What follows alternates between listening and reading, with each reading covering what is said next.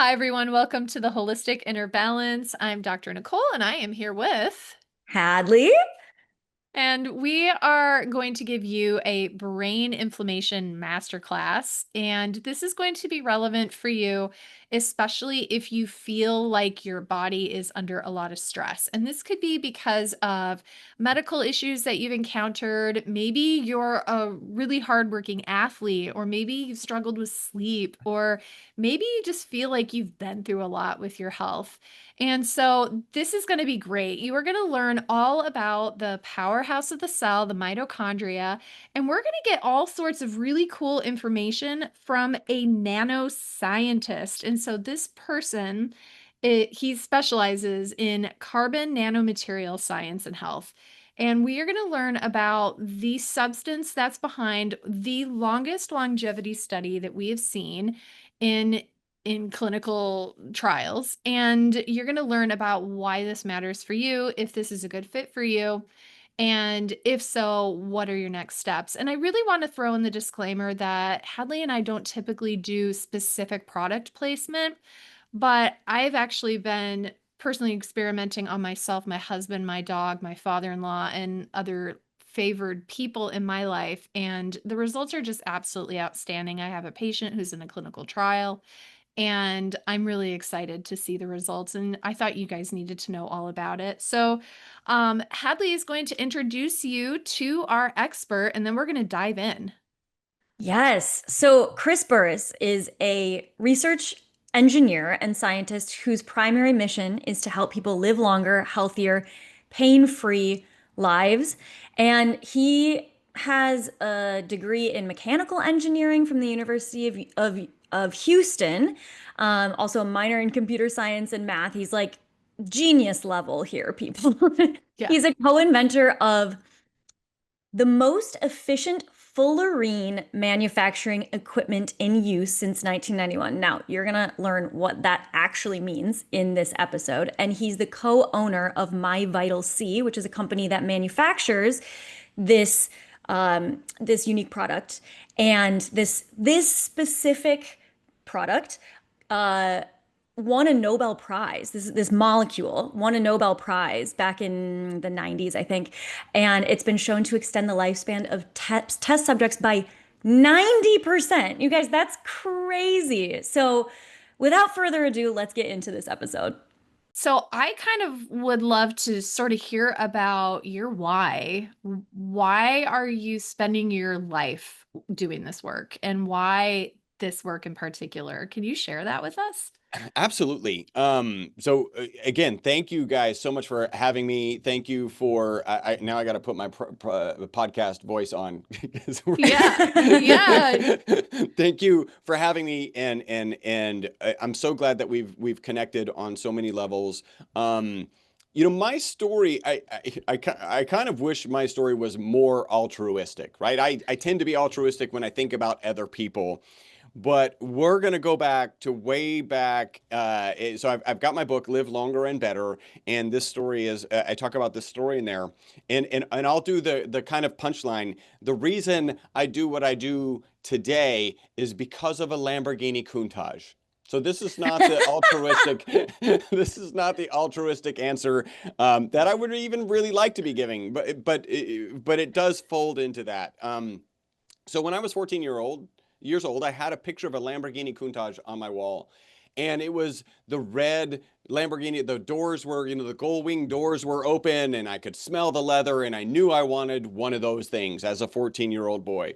And I happened to find an article. Like today, you would go to the internet and you would be like, how do you own a supercar? And then there would be a bunch of sleazy people who are leaning against rented supercars, right? Telling you how to get a supercar. I actually did this in preparation for the book, and the answer is still kind of the same. And the answer that I found, probably in like a Motor Trend magazine or something, was if you want one Lamborghini, you become a neurosurgeon. If you want more than one Lamborghini, you become an entrepreneur.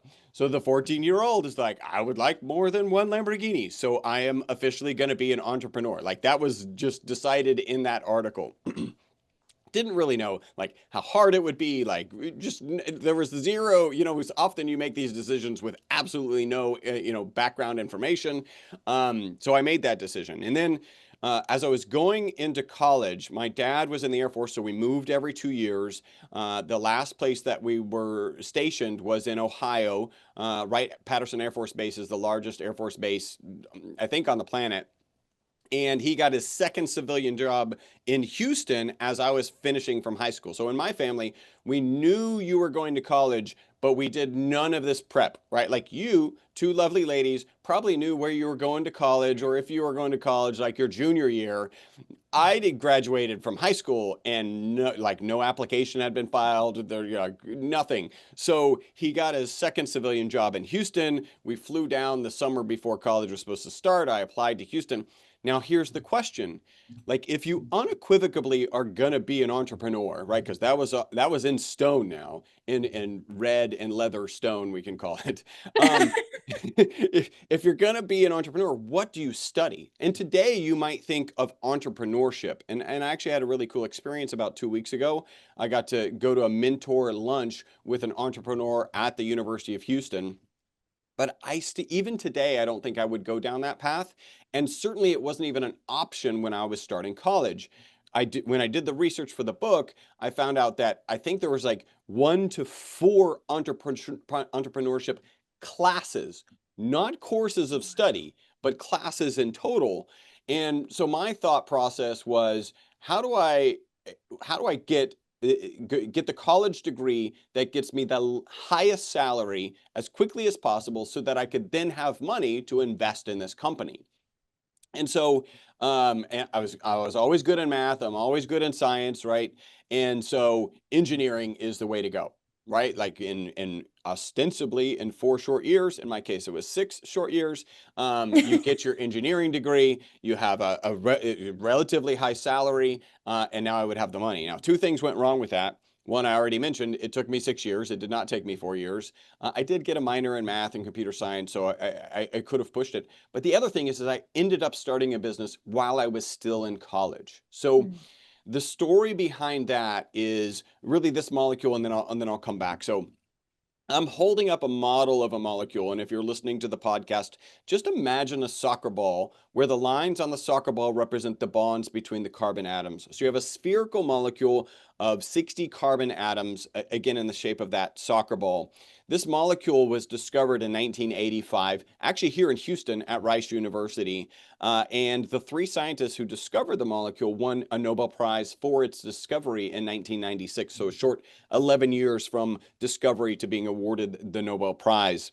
And so this molecule, in fact, in 1991, all 10 of the 10 most referenced scientific papers, right? So there's an organization, and it's much easier now with the internet, but there was an organization back then when there was no internet that's looking at every paper, scientific paper, references other papers, and then accumulating that information to understand which papers got the most references.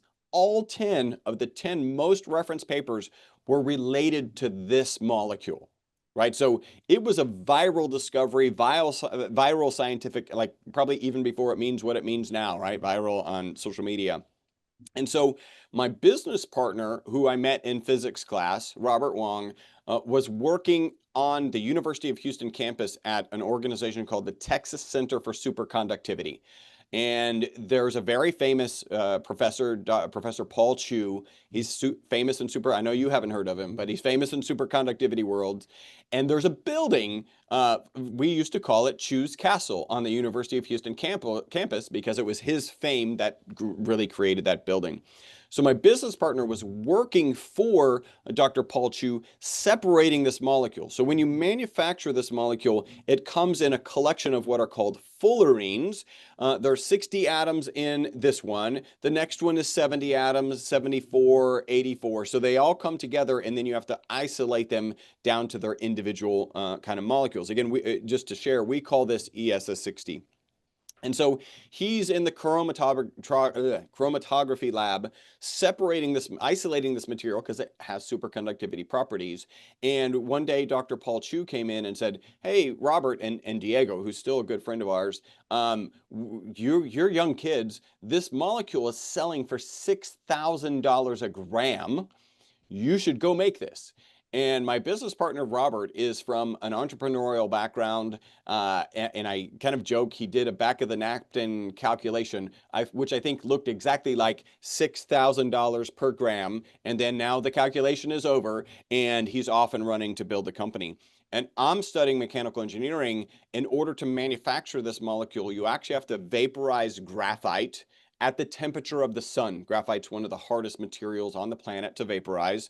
And so, like, we have a sight glass to watch this reaction occur. If you don't have welder's goggles, you will burn out your retina. And if that light shines on your skin, you will get a sunburn. Like, this is local temperatures of the sun. So they brought me in to do drawings and help with the engineering.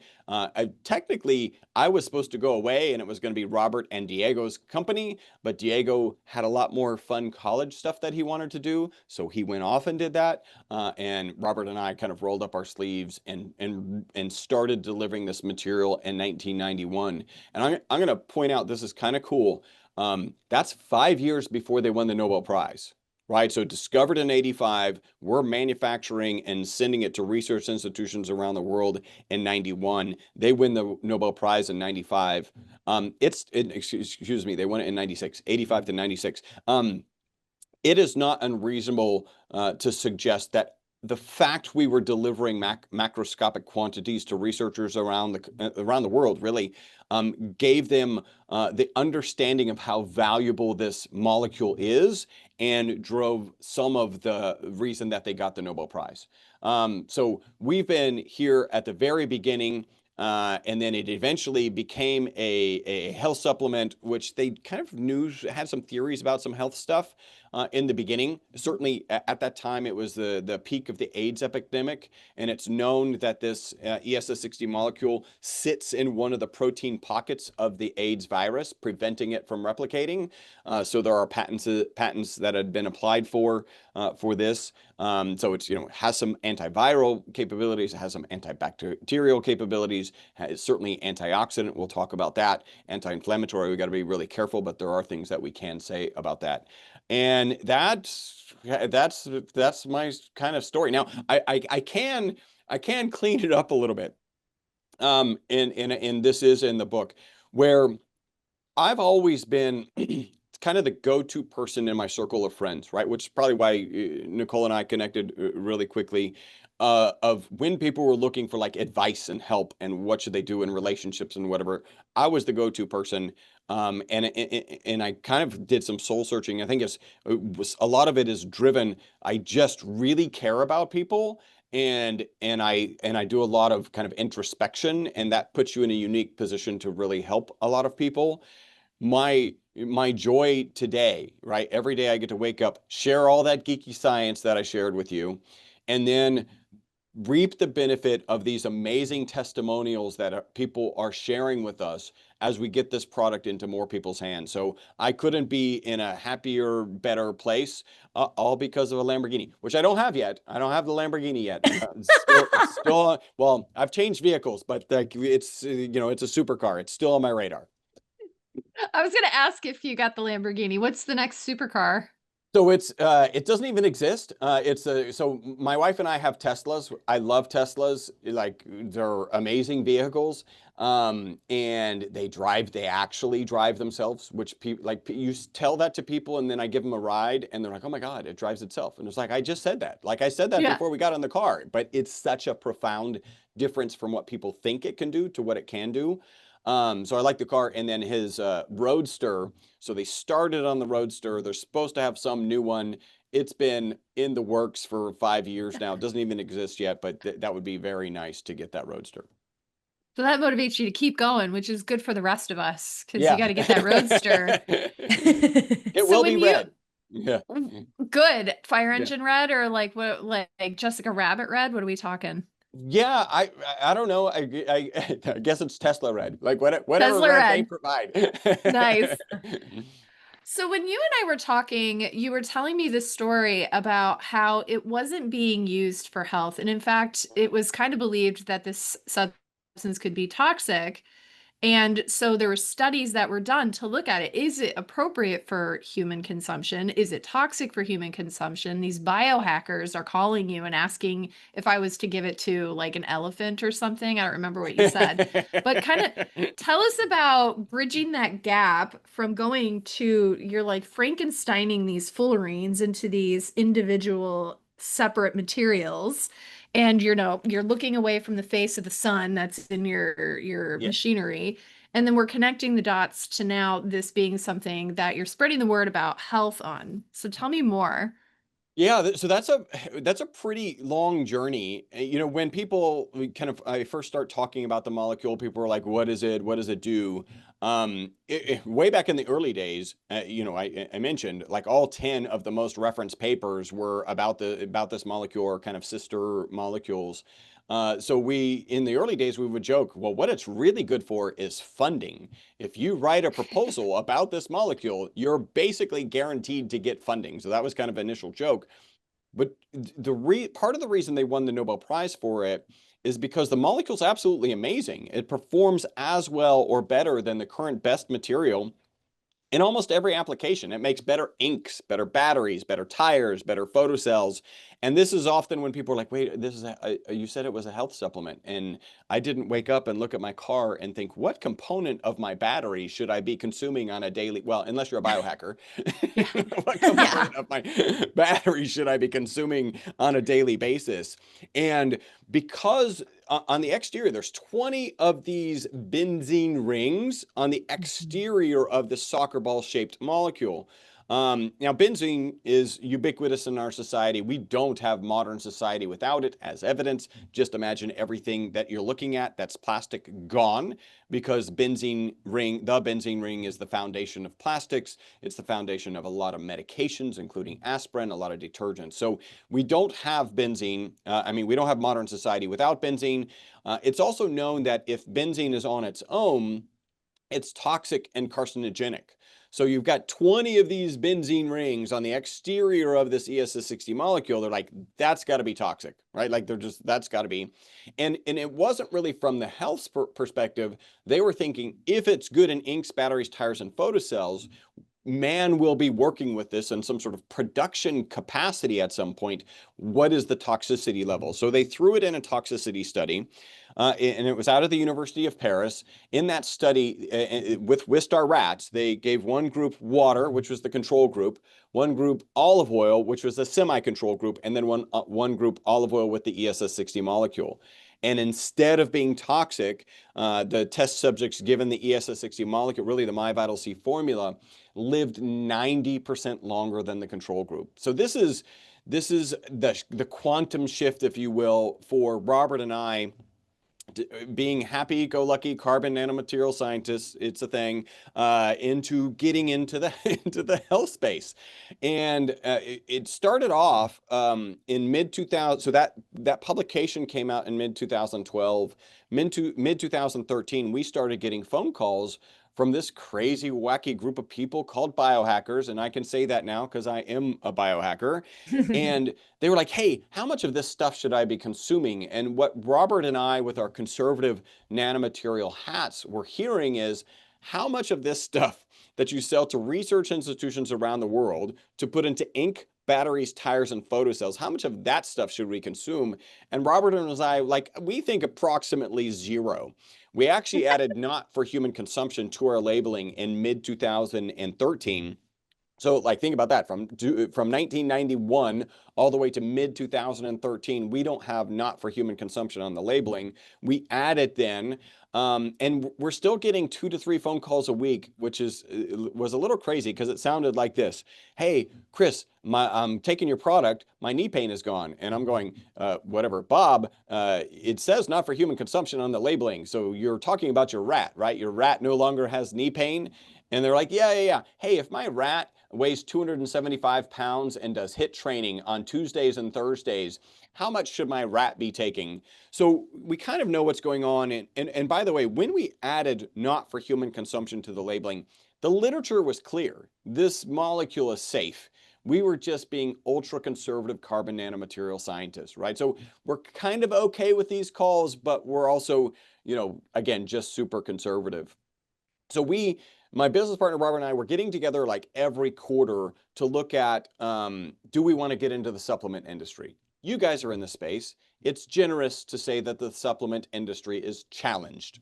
We'll get challenged. You're right. Yeah. Yeah, we'll go Yeah. with challenged because don't want to get brutal. And in fact, in this time period, I found a peer-reviewed published research paper that showed that 50% of the supplements on the market that they had tested, just purchased off the market, didn't have in them what they said they had in them, right? So this is not the industry that we're interested in getting into. And so quarter after quarter in the conference room right here, my business partner and I are like, no, we don't want to get into the supplement space. It's a challenge space.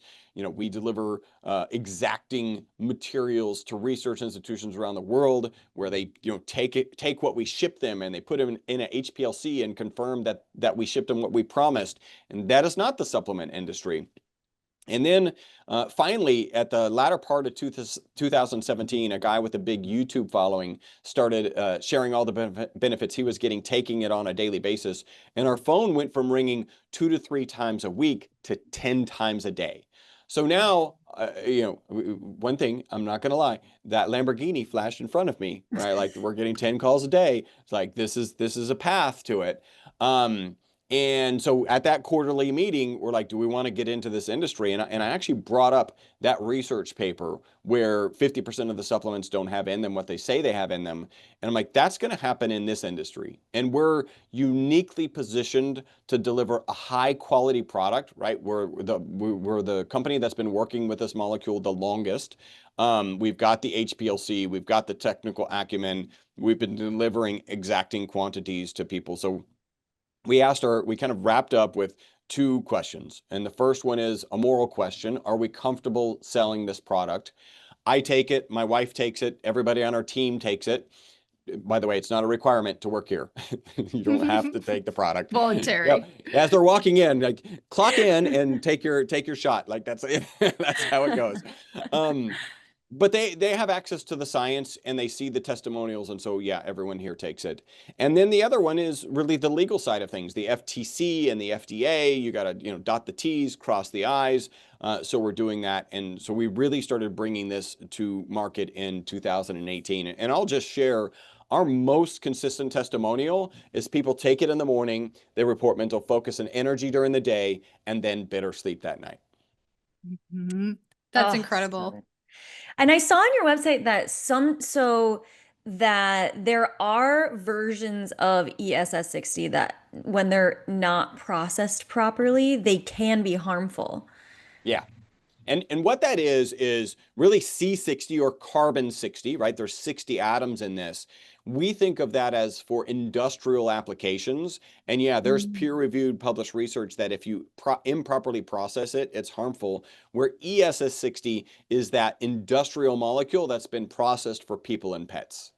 Okay. And then you said, and I also saw on your website that you use olive oil together with the molecule. And what's the reason for that? Yeah, that's a great question. So it should not surprise you that this carbon molecule, if you had a pile of it in your hand, it actually would be crystalline, kind of like how sugar and salt, salt, sugar and salt would be crystalline. I guess sand might be also, but it would be crystalline.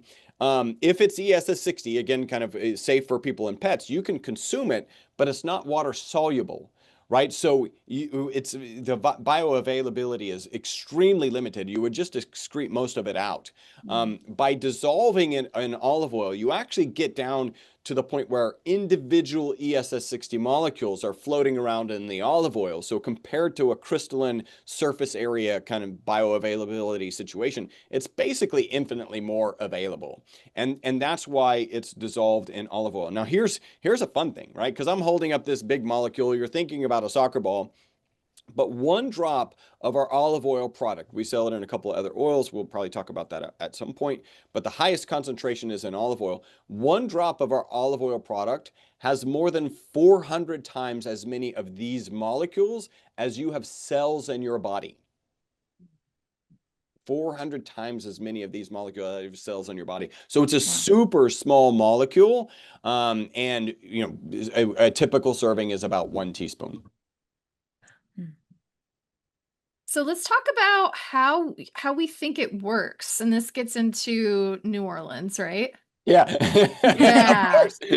We're Yeah. gonna have a biology analogy of New Orleans. If you'll indulge me, I want to talk about kind of my progression in understanding how this might work, right? Yes. So the study, we decide to bring this to market. My goal is like, let's figure out a bunch of stuff about the science. First, is a 90% extension of life a big deal? Not surprisingly, it is a big deal. Like the next best way to live longer is calorie restriction. If you reduce your calories by 30%, you can extend your life by 30%. I call that the starve yourself 1/3 to death diet. Nobody, when I stand out with a clipboard, nobody wants to sign up for the starve yourself 1/3 to death diet, even if you give a sweater because they're going to be cold, because they're not getting enough calories. They just need better marketing. But that's a 30% extension of life. This is talking about a 90%. Of course, it's in Wistar rats, but a 90%, and they're just consuming, in our case, a standard is 1 teaspoon of olive oil with the ESS60 molecule.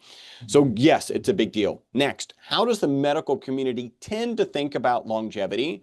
They don't all agree. But they tend to say that it's an oxidation and an inflammation process, right? We even have a word called inflammaging. So I'm in Texas, so I like to put big old check marks on things. So in terms of antioxidants, there's an ad hoc study out on the web showing us to be 172 times more powerful than vitamin C.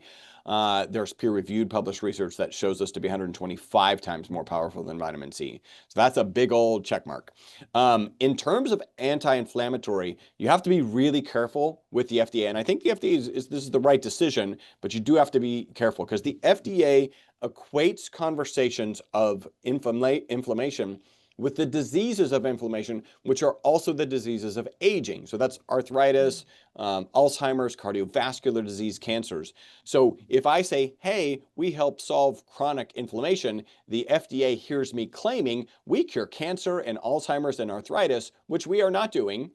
We are not making that claim. There's so much research that would need to go into that. And by the way, I might as well throw out, because we'll get into some anecdotes and testimonials, that the FDA has not evaluated our product. It is not intended to treat, diagnose, cure, or prevent any disease. What the FDA does allow us to say is we address inflammation, at least as it's related to exercise-induced inflammation. So we've all had that tough workout, or maybe just walked longer than we normally do, farther than we normally do, and felt that inflammation in our body. We can absolutely say that our product addresses that kind of acute inflammation. And I'll come back to inflammation because there are some really amazing things related to HSCRP, and we've already talked about that kind of offline. So we'll come back to that. But inflammation, we'll put a good sized check mark on that because the FDA restricts what we can say about it. And that kind of leads me to the next theory, and I'm going to get a little geeky, and then we're going to have fun with Mardi Gras. The current theory is called the BOSS theory, buffering oxidative stress system. So we know from peer-reviewed published research that this ESS60 molecule gets into the mitochondria. We also know from way back in the 90s when this was discovered that it can hold up to 6 negatively charged particles on the exterior of the cage, and how that kind of manifests into this BOSS theory. So we'll roll back, we'll do an ever so brief. The mitochondria is the powerhouse of every cell. There's between 50 and 5,000 mitochondria in every cell in your body, except for blood cells, which have 0, and brain and neurons, which have 2 million, right? That's how much energy our nervous system, that's what you guys are dealing with all the time. That's how much energy our nervous system uses relative to our other systems. A mitochondria, just like every power source, has a negative byproduct, right? You think about your car going down the road has exhaust. You think about a power plant has a smokestack. In the case of mitochondria, it's reactive oxygen species. And the way I like to describe reactive oxygen species, they're little bumper cars running around inside your body. If they're not managed properly, and they're like rusting everything they slam into. They're causing oxidative stress and oxidative damage. Internal to the mitochondria, you actually have two key antioxidants, glutathione and melatonin. And I like to pause here for just a second because melatonin, the sleep hormone, one of our most consistent testimonials is better sleep. So we have some nice parallels there. So the melatonin and the glutathione manage those reactive oxygen species so that they don't do any damage in a unstressed mitochondria. But what happens when you stress a mitochondria, right? First off, how do you stress a mitochondria? You can have a tough workout. That long walk would have done it. You can be in an airplane and have exposure to EMF. You can have a tough email, right? You can have a tough conversation with a loved one, and that can stress you and stress out your mitochondria. That's when normally those reactive oxygen species would run around and do damage. And that's where we believe the ESS60 molecule, which again, we know from peer-reviewed published research is in the mitochondria, we believe it holds on to those reactive oxygen species so that they can't do any damage. And then when that mitochondria gets back to homeostasis and replenishes the glutathione and melatonin, then it can manage those reactive oxygen species appropriately. And so here's my fun analogy. And honestly, I think all biological analogies should start with Mardi Gras. I mean, a lot of happens at Mardi Gras, like that's a thing. So it's the end of Mardi Gras, and you have these drunk reactive oxygen species running around on Bourbon Street, slamming into things, causing oxidative, painting cars, smashing windows. And the New Orleans Police Department, the glutathione and the melatonin, come in and handcuff themselves to those reactive oxygen species and get them off of Bourbon Street. But what does the New Orleans Police Department do when they're stressed or overwhelmed? They take those reactive oxygen species and they put them in a paddy wagon. They attach them to the exterior of this ESS60 molecule so they can't run around and do the damage. And then when they can replenish the glutathione and melatonin, they can handcuff themselves to those reactive oxygen species and get them off of Bourbon Street. And that's why we say that the ESS60 molecule is the boss, a buffering oxidative stress system. I've got one more analogy, but I'll open it to you guys because I've been talking for a while. I'm curious if, and I think maybe you answered this in an email for me, but I imagine other people may wonder is, so because it has negative charged particles, it's able to bind the reactive oxygen species. And so then are the reactive oxygen species that are bound to this carbon molecule, are they then able to continue binding the glutathione and the melatonin? Yeah, that is our belief. Like that's what is the theory is this doesn't replace glutathione or melatonin, that it just acts as that paddy wagon and holds on to them until that melatonin and glutathione can get to homeostasis. I think I've got, so my next analogy, which is not nearly as fun, it doesn't start with Mardi Gras, but is, the reality is that stress is good. If we don't have stress, we'll just wither away and die. And a great example of that is if you think about astronauts in space, they don't even have to go up there for very long. But when they come back, they're dumpster fires, right? Their bone density is reduced. Their immune system is compromised. That's because they don't have the stress of gravity. So I like to picture kind of our physiology as a beautiful prairie, like a field with prairie flowers and grasses. And the stress, the gentle rain, is the right amount of stress to keep that in homeostasis, right? To keep that optimized, right? So that stress, you got to keep working out. You do have to do those things like, exercise your brain, all that good stuff. But what happens if you have one dark, ominous cloud in the middle of the prairie pouring a stream like a waterfall onto the prairie? It's going to do damage to the middle, right? It's going to impinge on that soil. You're going to start, making a hole, a mud pit. And that's where we think the ESS60 molecule comes in, acting, I kind of like to picture it like a sponge, where it's holding that stream of water so that it doesn't impinge on the prairie. Now, there's an important thing to note here. If you don't manage the stress, eventually the sponge will fill up and it'll start pouring onto the prairie again and continue to do that damage. So this is great for those spikes in stress, for managing them. Again, the buffering. And then when you manage that cloud, you can then just kind of gently squeeze that sponge across the prairie, and now you've gotten through the stress without the negative impact of the stress. So the way I like to describe it is we're reducing the negative impact of stressed mitochondria. And if you reduce the negative impact of stress mitochondria, you should have head to toe testimonials. And in fact, we actually have head to toe testimonials. Okay, so the reactive oxygen species, those once the stress has gone, those do get released back into the cell. Well, we believe that so now there, because it's less stressed, the resident glutathione and melatonin don't have to manage it anymore. So then they come in and they take them off of that ESS60 molecule, right? So Okay. we think it less of the ESS60 molecule releasing them and more of they're getting removed off of the exterior of the cage. Got it. Okay. Okay. And then the danger is gone, so they're Yeah. not. Yeah. Okay. I mean, as an example, right, to kind of maybe further cement with a testimonial, we have a guy. His name is Anthony Kunkel. He's a two-time U.S. ultra running champion. So he won a championship at 50 miles and at 50K, which is 62 miles.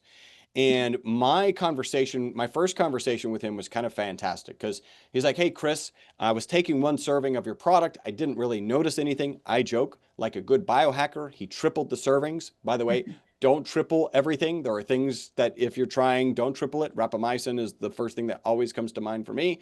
But in his case, he tripled it and he said, I was like, wow, when I started taking triple servings. I believe that your product could be the difference between somebody having running as a hobby and running as a career. That was the impact that it had. And the way he went to describe it, he said, I don't actually believe your product speeds recovery. I believe it prevents damage in the first place. And the reason Mm. he said that is he said, on the last 5 miles of a 50-mile run, which is a phrase I've only heard from one person, and that's Anthony. And I imagine I'll never hear that phrase again.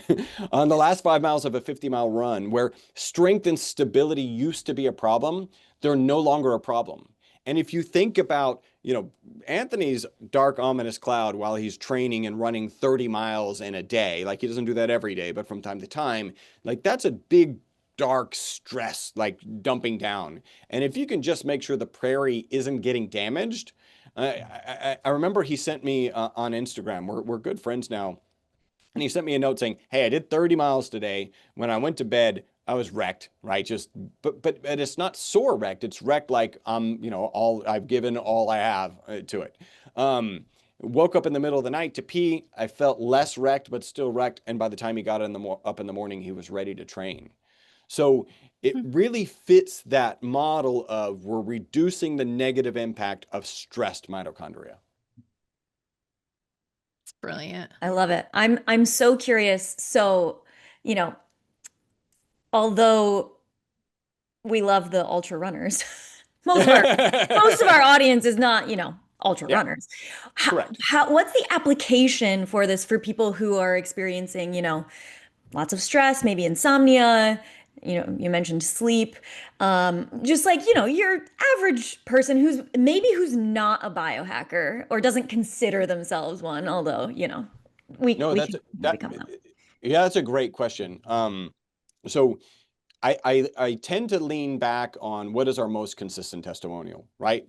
And there's some fascinating stuff here. So one is you take it in the morning, you got mental focus and energy during the day. By the way, it's not coffee energy, right? It's not jittery energy. It's just people like and it can be subtle. Some people are like, I don't even really notice. I'll tell a testimony. Well, I'll throw that in right now. So there was a girl in the office next to ours. I dropped off a couple of bottles to her. I went back like 10 days later and I was like, hey, have you noticed anything? And she, kind of people do this. She's kind of depressed that she didn't notice anything, right? Like, I didn't really notice anything with your product. And I didn't make this product to do this. Everything is a data point for me. So there's nothing personal in that. But I said, so how's your sleep? And her eyes got like Bambi big. And she's like, oh, yeah, I've been waking up at 5:30 every morning. She's former military, so that's the appropriate time for her, not me, but the Not appropriate me. time for her. And so, if you just suddenly start waking up when you're supposed to, or if you're positively impacting sleep, I mean, we all, other than Brian Johnson, we all get one more hour of sleep or one less hour of sleep kind of each day throughout the week or whatever. And so if all of a sudden you're getting one less, but you're not as tired, and you're taking this thing in the morning. So we get a lot of people who don't really like, so they'll get a couple of months in, they're like, I'm not sure I really noticed anything, just kind of like the girl in the office next door. And then you start asking questions, or then they go off the product and they notice. Now, one thing I want to point out, because I imagine you guys are familiar, if you haven't read Dr. Matthew Walker's book, Why We Sleep. Yeah. Yes. Yep. Oh my God. So my description of this book is, it's the scariest book about sleep you will ever read. I call it the Freddy Krueger of sleep books. Remember Freddy Krueger? But Freddy Krueger would scare you out of your dreams and then go with you. Spoiler alert, if you haven't seen it, then too late.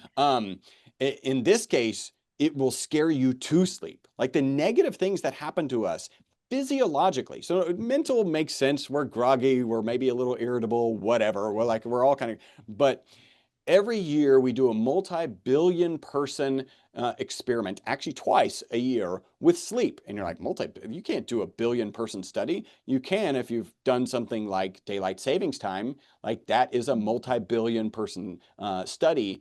And heart attacks on the part of the year where we lose 1 hour of sleep, heart attacks go up by like 21%. And when we gain that hour of sleep, heart attacks go down by 21%. So we don't often think that sleep has this dramatic and direct physiological impact. And one thing that he made a point of, which is I think really important, most of the quote unquote sleep aids that are out there, you take at night, right? You take right before you go to sleep. Ambien is the one that I think, the prescription medicines. And he's like, these are not good. What they do is they actually, so there's a chemical, it's actually the A in ATP, the energy source that mitochondria produce. That A is adenosine, and adenosine builds up in your body throughout the day, and that actually causes you to desire sleep. It's one of the things you actually want your adenosine to be in line with your circadian rhythm, really powerful. And what these quote unquote sleep aids do is they relax the chemical pressure of adenosine. So if you wake up one day and you don't have the desire for sleep because it's relaxed that chemical pressure, and the previous, I don't know, month, you wake up and you just want sleep, then it would feel amazing, right? Because you're, oh my God, I must have got a good night's sleep. But Dr. Matthew Walker points out, it's not letting you, it's a depressant, and it's not letting you get the REM and the NREM, the healing and restorative sleep that you need. I wish I had gotten my father off of them before he passed. So, that's not the specific thing that caused it, but it certainly would have had benefits. And I bring that up because of the direct contrast of those you take right before you sleep. Ours, you take in the morning and positively impact sleep. So something more, this is kind of further support of this boss theory, something more foundational is happening to positively impact your sleep. In fact, I may have asked you this before, what can you take in the morning to positively impact sleep? Somebody once mentioned to me ashwagandha, but then I've mentioned to other people like, no, you got to take that at night, right? You take it in the morning and at night, and it does different purposes, right? Ours you take in the morning. And certainly if you exercise in the morning, right, that'll positively impact sleep. If you get exposure to the sun, get that circadian rhythm in line with the rising and falling of the sun, that'll help your sleep. But to take something in the morning and positively impact your sleep is very different. And it also makes it a tougher kind of marketing thing. Because when I tell people, hey, this helps you focus and energy and sleep, you're like, again, it's got oil in it. It's probably snake oil. And that's just not what our testimonials are saying. So do we think that the reason for this is because it blocks that like damage and inflammation and stuff throughout the day, so then your sleep is able to do more healing Yep. at night? That is the focus. I mean, that is the kind of current theory. I picture it, and this may have some flaws in it, but I kind of picture it as there's a sleep checklist, right? And one of them is probably clean out your mitochondria. And if that's already done, then you can move on to the next task. I'm not sure that's a fair description of sleep, but that's just how I picture it. So with respect to that, do people need to take more and more and more? So if their mitochondria are just a super hot mess, that dark cloud has been just destroying their beautiful prairie, they take that, it's like, now my body is doing so much better. Will they develop a tolerance? Yeah, so that's a great question. I think the answer is no. We don't really have anybody who's coming and saying, I mean, I've been taking it consistently from 2018. Mhm. And I don't need more when I have busy days. If I'm doing back to back, you guys know how tiring podcasts can be. Like it looks you guys make it look amazing and easy. But it's a lot of work, right? And you're using all your brain power. I think I actually probably need to look up this number, but the calories burned by chess players, they're not moving around. I don't know if you've watched a chess player, right? They're Yeah. just using their brain. So I notice that when I'm busier, I'll take more, and that seems to help me with that focus and energy. But it is not. I'm still taking basically, and I'll share my routine. Well, by the way, in 2018, when we started bringing this to market, and I really started taking it on a more regular basis, I could get to the afternoon and realize that I wanted a nap or I needed a second cup of coffee or something. And I could always look back in the morning and realize I hadn't taken it. It wasn't part of my routine yet. It's so important. I've got a protocol from an amazing functional medical practitioner, and I'm probably 2 months in, and I'm just now starting to follow the protocol. Like it's just hard to get these things incorporated into your life. My routine, so we do have three oils, right? We've got olive oil, avocado oil, and MCT oil. I'll talk to you about the benefits and kind of drawbacks of those. But I do kind of a bulletproof coffee thing. I get rid of the ghee. I don't want all those calories. I actually don't like the flavor of the ghee in my coffee that much. So I do about a teaspoon and a half of our MCT product in my coffee, and that's oil and water. So while that's mixing, I'm taking about a teaspoon and a half of our olive oil product. And like I said, on busy days, I'll take more. We're just coming off of the Dave Asprey's biohacking conference, so we have a booth there.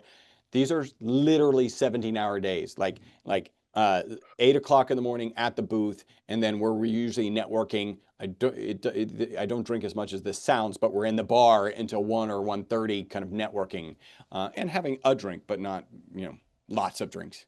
Not anymore, anyway. You're not bourboning it. Yeah.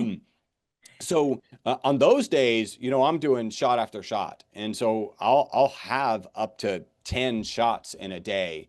I'm not particularly trying to address like how tired I am. I just know that one is probably not enough on those days. So on days where, so I take it in the morning, and then some days I'm like pretty good, but then other days I'm just dragging. And so doing a boost might be helpful. Yes, yeah, That's I would awesome. add that. All Okay, so right, you I'll add a can do boost. it later in the day too. Yes, Doesn't and just have to be morning. I'm gonna add one caveat to this.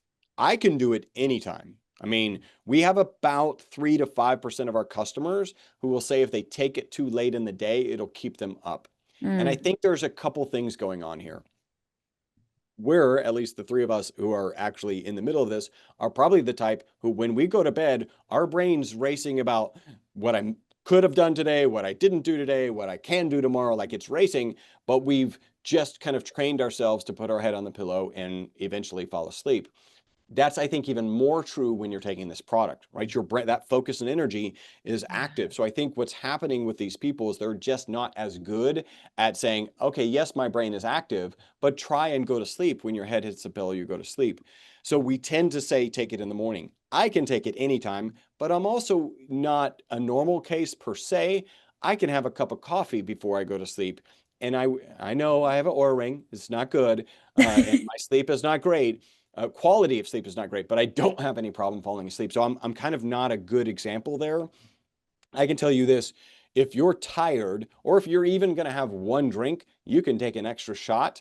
We actually have kind of one marketing box that says party recovery because people have given us amazing testimonials about over imbibing and not being in the pain that they were expecting. So what I'm Wow. thinking about is phosphatidylserine because one of the ways that it works is to reduce cortisol stress hormone. And oftentimes when we're a little bit less stressed, there's a little bit less inflammatory issues. Mm. And so some people, they get sleepy. Other people, it makes their brains go. And so they have to take it in the morning. So I'm wondering just about the process of detoxification that may Mm. be happening and what levels of inflammation are doing and how they're responding to that. I'm thinking about histamine too. because histamine can cause insomnia, it can cause anxiety and adrenaline. So there might be a really neat way to combine this with other things to push towards the benefit that you want. Like it might be cool to do a clinical trial down the road of if I combined ESS60 at night with ashwagandha, what would that look like? Or Yep. ESS60 with melatonin at night, because then you're giving it the buckyball plus you're giving it the antioxidant. Mm. So I Yeah, love no, that. there's a lot of stuff, and you kind of brought up a clinical trial. We're excited. You know, one of the things that I would critique a lot of supplement companies for is that they don't continue to do research, and Yeah. they even more specifically don't publish the research. We actually did just publish a paper in May of last year. I'm kind of proud because it was with the lead researcher in the original study where the rats live 90% longer. His name is Dr. Fathi Musa. So we're in contact with him. We actually just got notification of the second publication with him that's going live. We've got another study that's done. We just spent a whopping $150,000 on another study that will also get published. So we're doing what a lot of supplement companies don't do, which is continuing to do the research and then continuing to publish, which we're really excited about. One of the things that we have undergoing is currently an ad hoc HSCRP study. So HSCRP is high sensitivity C-reactive protein. It's a really great way to understand your current inflammation state, like how inflamed are you? They tend to use HSCRP to address cardiovascular health, and it's also an indicator of cancer, and I'll talk about that in a second. So why we're driving this forward is we had a Dr. Lane Young came to us at the A4M Longevity Fest. So A4M is American Academy of Anti-Aging. And I had a conversation with him at Dave Asprey's previous biohacking conference, and he came up to me and he said this, and then I was like, you got to say this again while I record you. So I actually have a recording of this because you'll hear how profound it is. He said, Chris, I don't care if you're male, female, pre-surgery, post-surgery, cardiovascular disease. If anybody has elevated HSCRP, your product will bring it into normal ranges in 4 to 8 weeks. And then he went on to say that in terms of HRV, so heart rate variability and sleep, they're seeing improvements of 20 to 60%. And the particular case that he shared with me, he had a client whose HSCRP was at 9, and he wasn't able to move it with his protocols. Again, 4 to 8 weeks on our product, got it to 0.9. I had a conversation with an oncologist after that kind of experience, and they're like, oh, 9? 9 for us means you have cancer until we prove otherwise, right? So this is a very serious case that needs to be addressed, and bringing it into normal ranges. So we're in the middle of an ad hoc study. And Dr. Kane, I think you already have somebody who's in it, so that's super exciting. And once that's done, we're going to be throwing that into a peer-reviewed, published research paper on, double-blind, placebo-control, all the fun stuff for HSCRP management with the ESS60 molecule. And I'm going to share right now because I think this is very relevant. This is kind of cool. At the Health Optimization Summit, the booth next to me is actually a former Apple employee, an engineer, and not employee, engineer, because that's different, I think. He was an actual engineer, and he looked like an engineer. You're like, you're an Apple engineer, aren't you? And he's like, yes. So he built a device that looks at ESR, so that's erythrocyte sedimentation rate. And what that is if you take a drop of blood and put it in a capillary tube, and you expose it to gravity, so you put it vertically to expose it to gravity, the rate at which the red blood cells separate from the plasma is an indication of your inflammatory status. So, That's but incredible. by the way, I was the best salesperson for him the whole time because the device is $300 and the test, little capillary things, are $10 a pop. So imagine kind of having an understanding of your inflammatory status for $10 in 30 minutes. Like, this is pretty spectacular. So everybody who came to our booth was like, and you need to visit this guy. He's amazing. So he gave me a free test, and a part of his result was kind of a biological piece. And That test had my biological age at 25 plus years younger than my chronological age. The next one is glycan age. I don't know if you guys are familiar with glycan age. It's looking at glycans and how they attach to particular molecules in your blood. And, as with so many things, there's a very specific direction as you age. It's a really good indication of inflammatory status. Again, so when I took that test, it had me at 30, I think it was 34 years younger than my biological age. So he had me at age 21, which I'm excited about. I don't know if I want to be younger. Can you still drink if you're biologically 21? I don't know. Um, Absolutely. yeah, of course. So that was fantastic. Absolutely. And then the final one I have, the results I'm not that happy with, but I am happy with the direction. So this was my DN age. I took it when I was 51. It actually had me at 59. I was a little sad. I was like, I'm doing a lot of stuff. I'm doing, not all the things, but a whole lot of the things. And then I took it 3 years later. So when I was 54, it had me at 58. So in the course of 3 years, I had regressed 1 year biologically. Yeah. So, I don't like that it's a higher number, but it is moving in the right direction. So that kind of is just to share my, absolutely N of one kind of anecdote and where I sit. Oh my goodness. I feel like I could So talk good. to you for hours, and this is just so exciting. I've taken 2 pages of notes, even after talking with you already. And so every time I talk to you, I learn something new. And so before we wrap up here, can you tell our listeners how they can learn more about you and connect with you? Absolutely. So I would love to make a URL for your audience that they could go to. Do you have like a preferred ending? Usually we use Dr. Kane and then Okay. whatever that would be. So like myvitalc.com/drkane. Is that what you want? Or Yeah, would you? Yeah. Okay. Perfect. that would be great. Yeah. Okay, so go to myvitalc, C as in carbon.com/drkane. And on that page, you will find our 3 oils, right? We've got olive oil, avocado oil, and MCT oil. People ask, which one should I take? And we actually always recommend the olive oil for 2 reasons. The first is we're a science-based organization, and most of the research is on olive oil with the ESS60 molecule. And the second is you actually get a higher concentration of the ESS60 molecule in olive oil, right? So you get about 0.8 milligrams per milliliter in olive oil, 0.6 in avocado oil, and 0.3 in MCT oil. So that's kind of Yeah. why we say olive oil. I also share, you get a 25% discount if you go on subscription. Don't worry, you can cancel it at any time. Also, our customer service team has like 1,000 5-star reviews on Google. They're not trained to talk you out of canceling your subscription. They're there to help you and they do an amazing job. But even if you just want to try the product once, go ahead and take advantage of that discount. Most people actually stay on, but please take advantage of that discount. A lot of the story, all of the story, no, not all of it, because there's new stuff. A lot of the story is in my book, Live Longer and Better. The byline is your journey to living longer and better has never been more achievable than today. It's available on Amazon for $20. You can find it on our website. So it's not on, oh, I didn't mention, there's a coupon code on the URL that we just gave. So myvitalc.com/drkane. There's a $15 off your initial order coupon code on that page.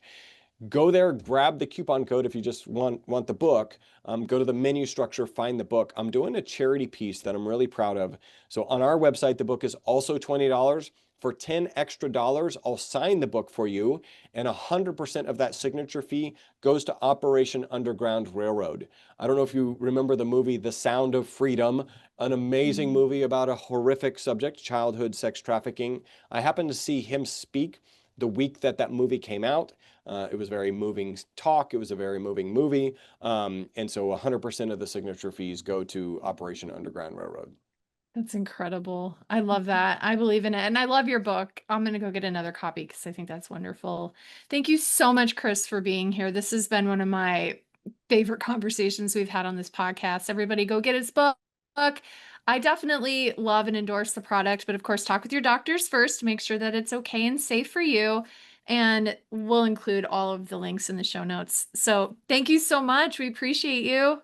Dr. Kane, Thank Hadlee, you. thank you so much for having me. Great questions. It was a great time. Oh, so good.